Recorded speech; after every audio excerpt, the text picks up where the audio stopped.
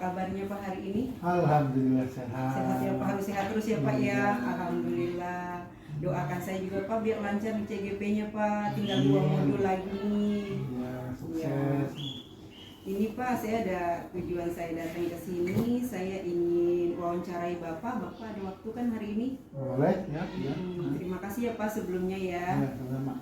Oke, tujuan saya ke sini untuk melaksanakan tugas Dekon modul 3.1 Pak, tentang pengambilan keputusan yang berbasis nilai-nilai kebajikan sebagai kepemimpinan. Boleh Pak ya kita bincang-bincangnya Pak ya? Boleh. Lumayan banyak Pak pertanyaannya Pak. Oke. Ada 8 poin.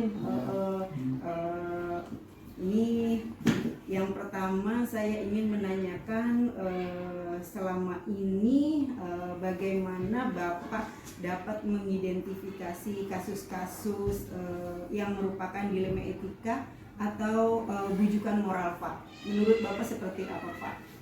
Keren banget ini ya pertanyaannya. Berarti apa pertanyaannya ya Pak ya? Paling tidak dalam melaksanakan tugas saya biasanya mau menangani satu, kalau ada kasus saya tangani, kemudian memang banyak sih kasus-kasus yang terjadi di sekolah ini, antara lain anak-anak yang notabene sebetulnya ingin sekolah, tapi orang tua mereka dalam melakukan, dalam mengarungi rumah tangganya ada sedikit gangguan dan sebagainya, sehingga anak-anak itu kena dampak ibasnya begitu, sehingga banyak yang terlantar, kemudian tetap anak-anak ingin sekolah. Paling tidak ada penanganan khusus yang melibatkan semua stakeholder, terutama guru kelasnya, untuk selalu berhubungan langsung dengan para orang tua, minimal walinya yang bisa menangani. Ada beberapa banyak kasus juga yang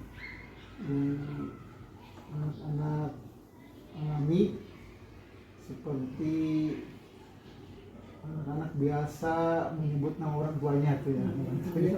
Biasa itu PDC saya juga dari dulu begitu waktu saya sekolah tuh. Turun menurun Pak ya. Cuma memang ya itu hal-hal kecil gitu yang kita berikan pandangan kepada anak-anak, memang bicara yang terlalu berlebihan gitu, yang kalimat-kalimat yang dilontarkan oleh anak-anak, oleh teman-temannya yang misalnya mereka tidak suka, ya nggak usah sebaiknya seperti itu. Oke Pak, menurut saya bagus sekali ya tentang kepemimpinan Bapak dalam menyelesaikan kasus-kasus yang ada di sekolah. Baik Pak, saya lanjut ke panduan pertanyaan 2 nih Pak. Selama ini bagaimana Bapak menjalankan pengambilan keputusan di sekolah Bapak, terutama untuk kasus-kasus di mana ada 2 kepentingan yang sama-sama benar atau yang sama-sama mengandung nilai kebajikan Pak? Dalam melaksanakan tugas saya tidak sendiri.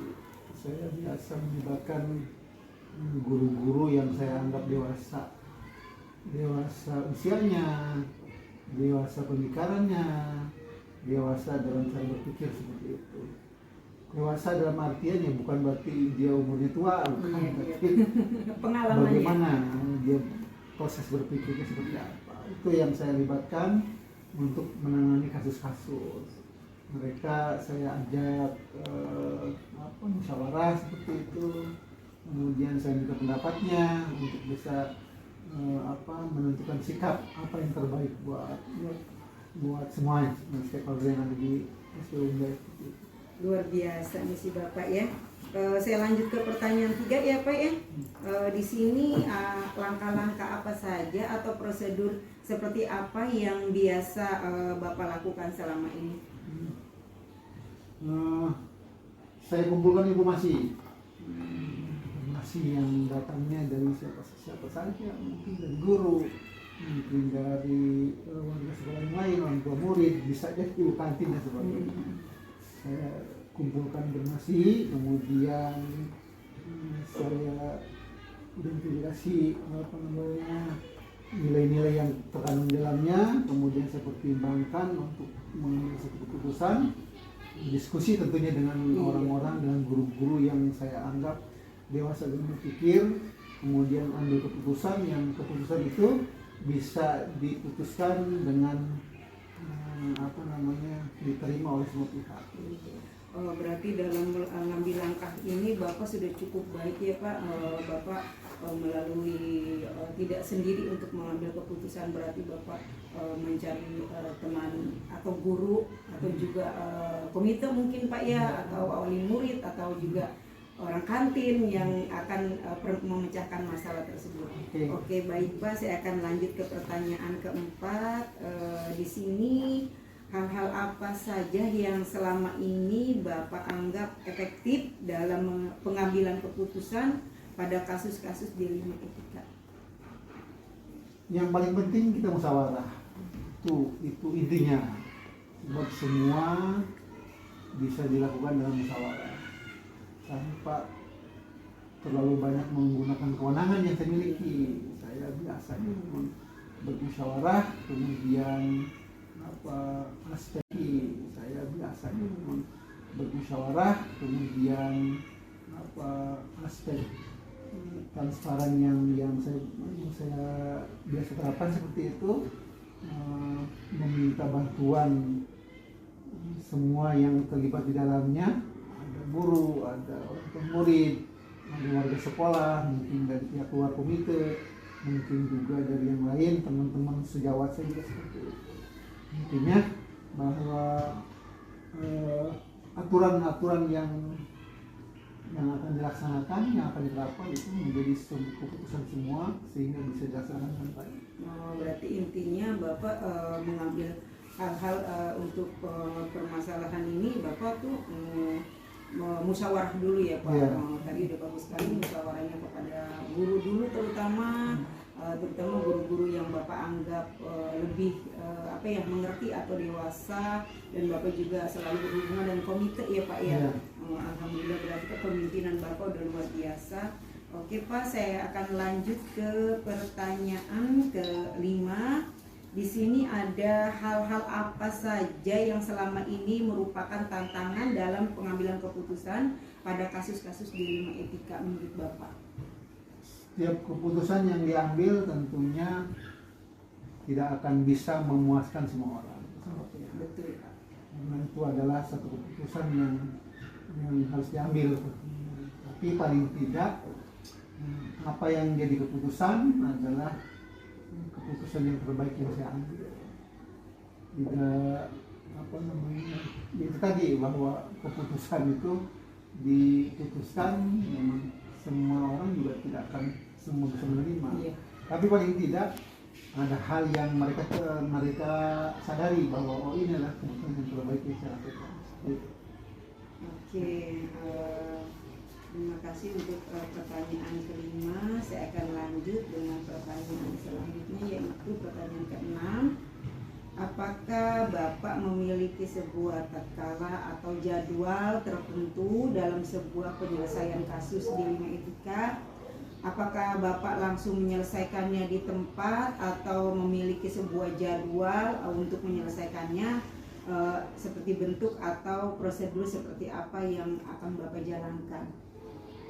Tidak ada jadwal untuk itu.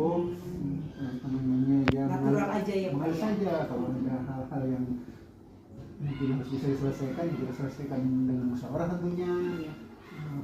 Jadi jadwal khusus tidak ada. Tapi kalau ada masalah akan sesegera mungkin saya selesaikan. Ditindaklanjut ya Pak ya. Dengan melibatkan semua yang saya anggap bisa membantu untuk menyelesaikan masalah tersebut. Jadi setiap ada permasalahan yang datang, seandainya kalau ada kelas mana gitu sesuatu membuat permasalahan, jadi Bapak langsung menindaklanjuti permasalahan itu Pak ya. Bagus sekali Pak. Sekolah Bapak, kepemimpinan Bapak ini luar biasa. Oke, saya lanjut dengan pertanyaan ketujuh. Apakah seseorang atau faktor-faktor apa yang selama ini mempermudah atau membantu Bapak dalam pengambilan keputusan dalam kasus-kasus dilema etika? Maksudnya Bapak tuh dalam mengambil keputusan ini bisa melalui bantuan siapa atau gimana gitu? Kerjasama yang baik dari para guru sebetulnya, dari mulai guru yang paling senior sampai tenaga pendidikan, sampai ke apa namanya tenaga pendidikan yang paling di bawah seperti penjaga, semua saya libatkan. Bapak rangkul semua Pak ya? Iya, supaya mereka merasa dirinya berperan, merasa dirinya bermanfaat, karena memang semua orang itu juga bermanfaat. Dari mulai kepala sekolah sampai ke penjaga itu semua bermanfaat. Oleh karena itu saya selalu melibatkan mereka di kasus-kasus tertentu. Kadang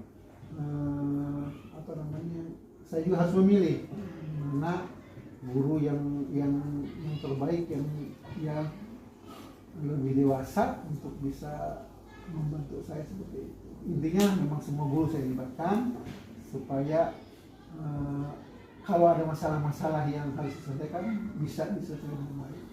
Ditangani langsung ya Pak ya. Berarti Bapak dalam menyelesaikan masalah itu enggak sendiri, tapi tetap aja di sini kan karena penjaga juga Bapak itu sertakan juga ya Pak ya. Luar biasa nih Bapak. Oke, saya akan lanjut dengan pertanyaan terakhir. Di sini ada dari semua hal yang telah disampaikan sama Bapak tuh dalam pembelajaran apa yang dapat Bapak petik dari pengalaman Bapak mengambil keputusan di dunia kita, dari yang pertama sampai yang terakhir? Komunikasi paling dianggap penting buat saya, karena segala sesuatu bisa diselesaikan dengan cara komunikasi yang baik. Ada hal-hal yang menjadi masalah itu keterbukaan, semua terbuka, transparan, tidak ditutup-tutupi, tidak juga kalau ada hal-hal yang mungkin dianggap rahasia ya tidak berkabar ke yang lain, artinya rahasia itu tetap dijaga. Tapi paling tidak kita harus terbuka semuanya biar sekolah kita ini tetap berjalan dengan baik, guru-guru juga mengajar dengan nyaman, anak-anak murid juga belajar dengan nyaman. Semua saya harus paling tidak tahu tentang sikap guru, tentang bagaimana latar belakang guru dan sebagainya, supaya dalam bertugas guru itu merasa lebih nyaman. Dan saya pun demikian. Kalau ada hal-hal yang mungkin dianggap penting untuk sharing, bahwa komunikasi, transparansi, keterbukaan itu yang menjadi modal utama untuk kemajuan kita semua. Demikian. Oh, berarti Bapak bagus sekali dalam kepemimpinan Bapak ini, terutama yang diutamakan itu komunikasi ya Pak. Ya. Dalam komunikasi itu berarti Bapak mengajak guru, komite, orang kantin juga, bahkan office boy yang ada di sini Bapak ikut sertakan untuk bermusyawarah ya Pak. Alhamdulillah kepemimpinan Bapak ini saya juga cukup melihat karena sudah cukup baik. Mudah-mudahan dalam kepemimpinan Bapak akan menjadi suri teladan, dan juga saya dapat bisa mengikuti yang Bapak punya, yang Bapak dalam kepemimpinan Bapak. Cukup itu aja sih Pak, terima kasih banget. Saya berterima kasih sama Bapak nih, dalam wawancara ini saya sudah dapat ilmu banyak dalam kepemimpinan. Mudah-mudahan Bapak sehat selalu, diberikan keberkahan Allah dalam kepemimpinan Bapak. Semua guru-guru puas dengan cara Bapak memimpin di sekolah Bapak. Mungkin di sini sampai di sini Pak wawancara kita. mungkin lain waktu saya kalau Bapak berkenan saya bisa kunjung lagi sama Bapak untuk memecahkan masalah-masalah yang lain, boleh Pak? Boleh. Terima kasih banyak, cukup sekian dari saya. Saya juga ingin masuk kelas lagi, saya ingin pamit keluar. Bapak tetap pokoknya tetap semangat untuk Bapak dari saya. Semoga Bapak sehat selalu dan mendapatkan jadi kepemimpin yang luar biasa. Terima kasih. Wabillahi taufiq wal hidayah. Wassalamualaikum warahmatullahi wabarakatuh. Waalaikumsalam warahmatullahi wabarakatuh.